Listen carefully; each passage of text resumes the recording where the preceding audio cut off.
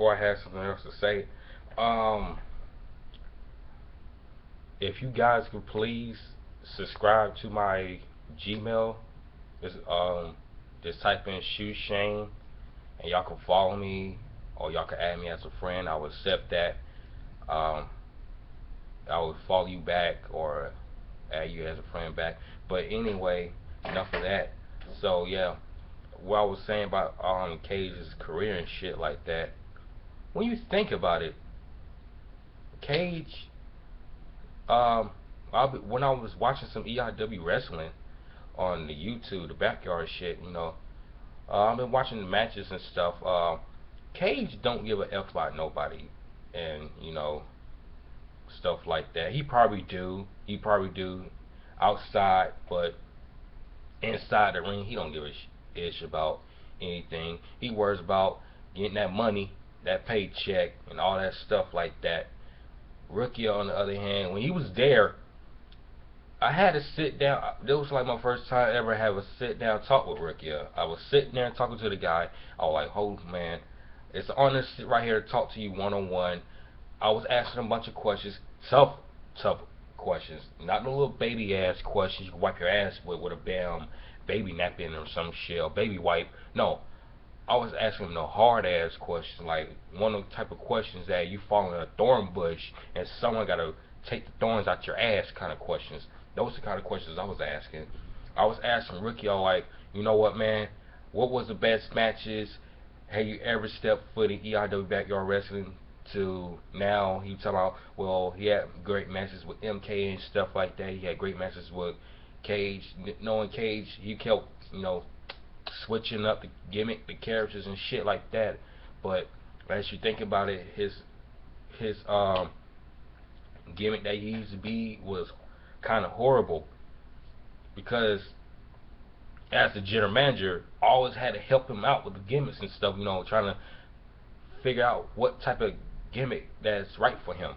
And it was crazy because Ricky had that same problem, but it was not like a bigger problem than Cage's was, because Cage kept switching the gimmicks and stuff. Ricky stayed as Ricky, and when he came to Underground Pro, EIW, excuse me, when he came to Underground Pro of EIW, he started, following his senses. He's like, you know what, man, I'm still representing my country, to Japan, Tokyo, Japan, and stuff like that. No, Osaka, Japan. My bad, Ricky. I don't want you to super kick my head off my shoulders. But Osaka, Japan.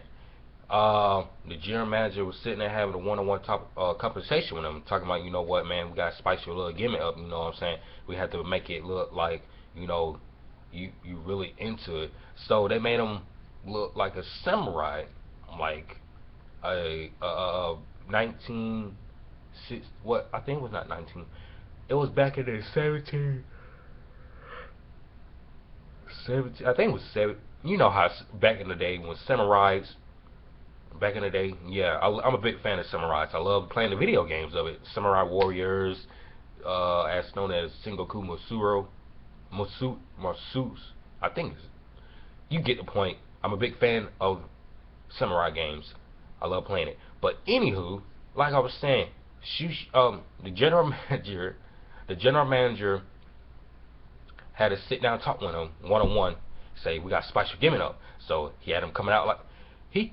Well, the general manager had someone else playing it, but Ricky changed it up. Now he comes out like a samurai with the katana sword, with the different samurai armors, Ataris, and stuff like that. Have the Japanese flag off his shoulder. Yeah, everything was banging. All like, wow, this dude is actually into the gimmick, actually into the character. This is awesome. It's great. And so it carried on to EIW. It kept carrying on and stuff like that. It was getting good for him. I want to know for myself, will he continue with this gimmick? I have a feeling he probably will continue with this gimmick, because this gimmick is good for him. It's great. It's great for his style. It's great for his technique. Knowing Ricky, he done it all. High flying, brawl, hardcore, but he's more as a I should say, a technician and a little bit of, excuse me, and a little bit of high flying, aka lucha libre. So it's great that I think he should stick with that gimmick because that gimmick is so freaking epic. It fits his style. It fits everything about him. Moving on to Rukia's gimmick, I had sat down and talked with Cage, and oh man, what I should say, Cage is a guy, a hard guy to get to talk to, try to explain some shit with him. He's one of them type of dudes like, you know what, man, I tell you what I tell you when the time is right, shit like that. I make the skip, like shit like that. That's the thing about Cage, man. You can't have a fucking sit down a combo with this nigga if he's not busy doing shit. The last time you met this nigga, he's not busy doing shit. He's busy all the fucking time. He's in the fucking arena doing his damn thing and shit. People trying to get a conversation with this motherfucker, and you can't do it because he always has something to do. But I finally got to sit down, talk with this dude, ask him a few fucking hard questions. Like I said, for Rukia, I asked him a whole bunch of questions. I was about to get down and grimy with it, but anyway, I'm gonna go ahead and do it anyway. But I'll get back to Rukia point. But I got to sit down and talk with Cage, shit about shit, you know what I'm saying? But anyway, when I was sitting down talking about him, I was like, what is your game plan? You trying to take the belt away from Rukia? I was sitting there asking these hard ass questions. He didn't want to tell everybody. He didn't want to tell everybody. He wanted to keep it simple. He wanted to keep it personal.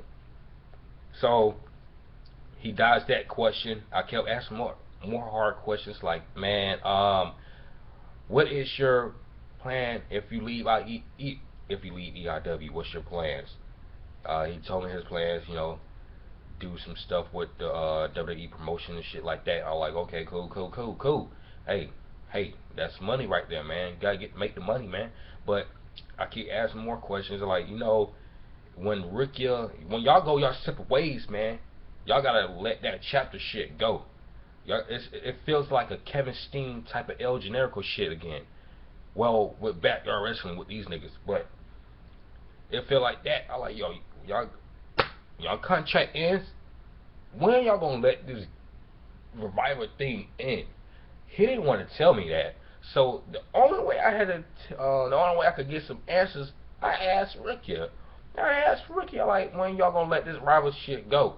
Ricky said it's getting old himself. It's time for him to step up a new game, step up a new face of any backyard wrestling company and indie company. It's time for him to face some new people, to get to know them, make new rivals. It's time for him to close that chapter in that book. And I don't blame him to close that chapter in that book, because it's time for him to find new opponents, new stronger opponents for him. It's hard to, fit in a wrestling promotion. I don't know. I don't fucking wrestle. I don't. But I know for a fact it's hard for Rukia, because since he been in EIW, he made friends and shit there. He made enemies. He made friends, and he got attached. But like I said in my other video, when he got to Evolve, here comes Cage, popping off the mouth. Rookie look like, are you shitting me? This guy is Cage is reckless. Y'all don't know Cage is actually reckless. He is. He's reckless. And he's reckless, and he don't follow the fucking rules.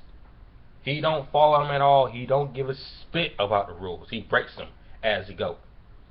So I was sitting there talking to the Rookie. I said, yo, Rookie, are we gonna see the psychopath samurai again?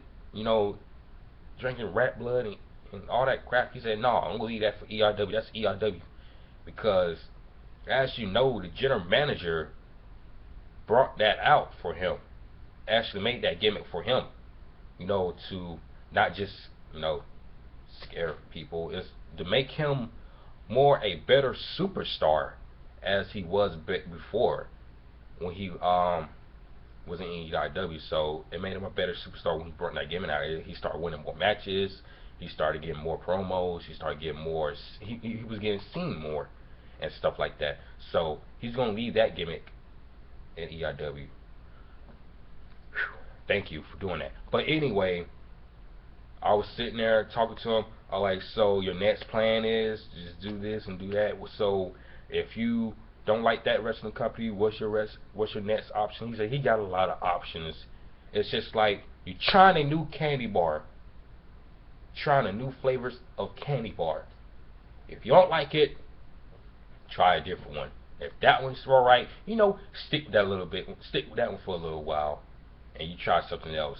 Then if that one tastes better than the one you was eating before, hey, you don't stop eating that one. Then continue eating that one. It's good. But anyway, so I was sitting there throwing some hard balls at him, karate chops and stuff at him. I was like, so Rukia, if you do stay and evolve, who will be your next target?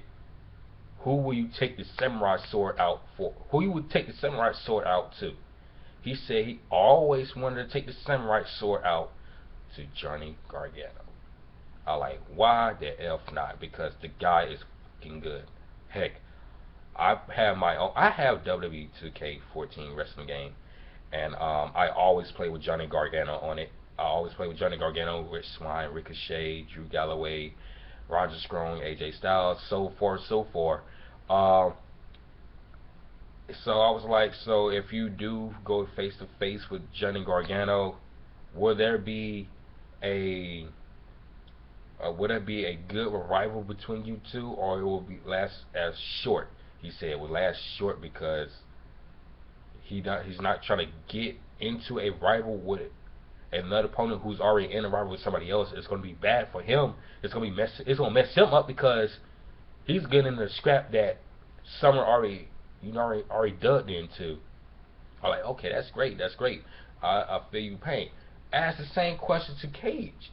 Cage said, oh, it doesn't matter because if they come my way, I knock them down like dominoes. I was like, what kind of fucking question was that? I wanted a decent ass question. I ain't want no fucking question. You just like, oh, you gonna knock them down like dominoes and shit. Like, why you can't knock their ass out like dominoes? That means it's gonna be a person who's gonna outpass you. There's gonna be a person who surpass you, just like Luke Kane in Mortal Kombat X. Just like him. There's gonna be somebody trying to surpass Luke Kane. Raiden. Well, no, I won't say Raiden. Johnny Cage. He surpassed the shit out of damn Luke Kane. I don't care what nobody say about Johnny Cage. Oh, Johnny Cage, shit like this. He says you telling me a guy who shadow kicks the shit out you and your whole upper body exploded, and you tell me that nigga can't surpass Luke Kane? I think he can. So enough about MKS. Can't wait to play it. But like I said, I can't play it because on that day when it comes out, I'm gonna be on vacation, spending time with my loved one. But anyway, so I asked Cage about these hard ass questions. Like, man, dude, those questions are weak. You talking about you gonna knock them down like dominoes? How you gonna knock them out like dominoes? Like, how you gonna do that? What you gonna do? You gonna have? Then I hit him with this. I like, so you talking about knocking them down like dominoes?